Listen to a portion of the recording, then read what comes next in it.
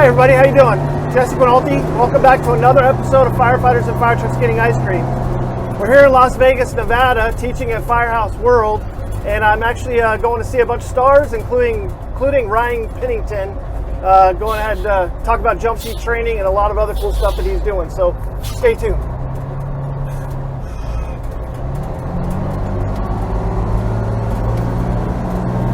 So here we are, pulling up to the convention center, go pick up Ryan and hang out with him and see what he has to say, which I'm sure is a lot.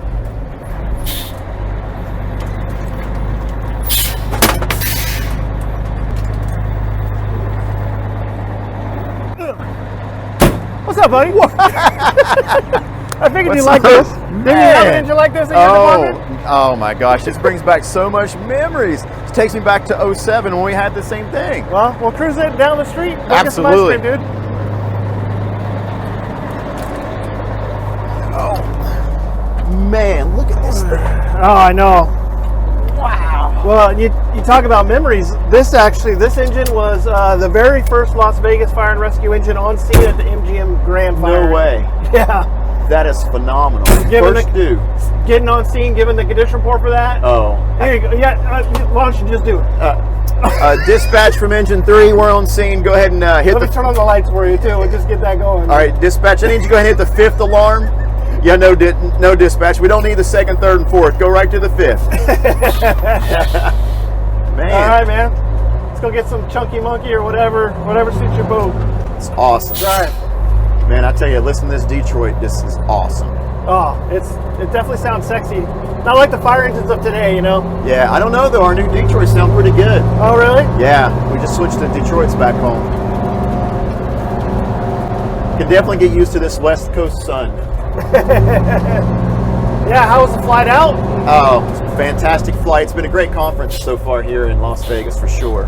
So you taught this morning. I did. I taught both mornings so far. First day I did the aggressive searching tactics. Let's try that again. I did the aggressive search tactics for cluttered environments for hoarding houses, and today it was aggressively positive. I like positive. the new name change for cluttered environments. For cluttered environments. Is that a PC thing? Like, nah, yeah, it really is, because I mean, we want to be respectful of their people and don't call them hoarders. Right. There was actually a fire chief in the Northeast had to apologize to the family for calling them a hoarder on television.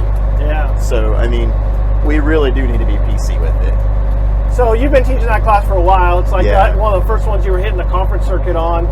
What's some of the big takeaways that you can send out to the nation right now as far as those types of residents where it makes our job very difficult for fire attack and search?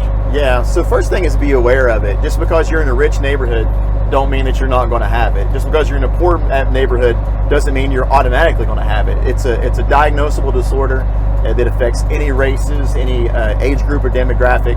You need to be prepared for it. And firefighters have a hard time going in reverse. So when we're making the push and we establish into a heavy content condition, at what point do we slow down and try something different? Your searches are slowed. You need to adjust your tactics for that. And your fire attack, when you're unable to get into the seat of the fire, you're going to have to go a little old school on it.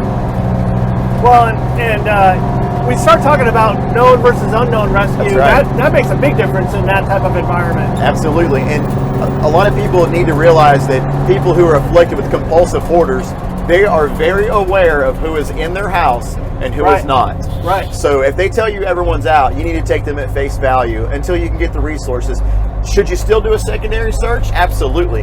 But a primary search in cluttered conditions is extremely dangerous and difficult. Right.